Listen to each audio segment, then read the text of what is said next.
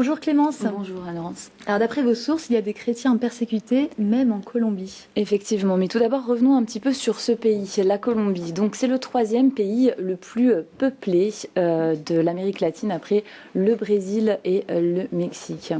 Donc sa superficie équivaut à peu près à 2 fois celle de la France. Et donc la Colombie est bordée par le Panama, le Venezuela, l'Équateur, le Brésil. Et effectivement, il y a donc une minorité chrétienne qui est persécutée en Colombie. Donc au premier abord, cela peut surprendre. Et en particulier pour 2 raisons. La première, c'est que la Colombie est un État de droit démocratique moderne qui garantit la liberté de religion.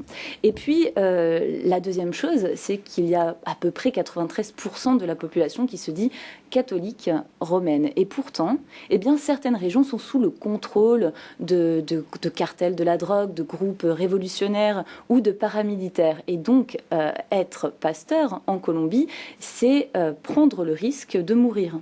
Et il y a des pasteurs qui prennent ce risque. Justement, par exemple, un pasteur a refusé d'obéir aux ordres des forces armées révolutionnaires de Colombie, les FARC, qui lui imposaient d'arrêter le culte dominical et l'organisation de réunions de prière. Il a continué, il a persévéré et il est tout à fait au courant des risques. Parce qu'il y a 2 ans, Manuel Camacho, lui aussi pasteur, a été assassiné. Donc être responsable d'église en Colombie, ça signifie accepter le fait de prêcher la paix, alors que bien des groupes armés peuvent essayer d'enrôler les jeunes dans leur rang. C'est accepter de prêcher l'intégrité, alors que des groupes armés peuvent essayer de frapper à la porte de ces pasteurs et quelque part les obliger à donner de l'argent.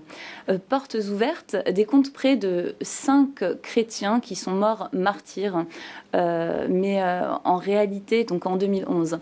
Mais en réalité, ce nombre est peut-être un peu plus élevé en raison du conflit armé qui se déroule dans le pays. Voilà, donc il y a bien une église persécutée, des chrétiens persécutés en Colombie, et un pasteur et 2 de ses proches ont été tués dans les localités de Dibula et Guajira par des groupes armés. Ils ont été tués tout simplement parce que de plus en plus de fidèles se rassemblaient pour leurs réunions de prière et de jeûne.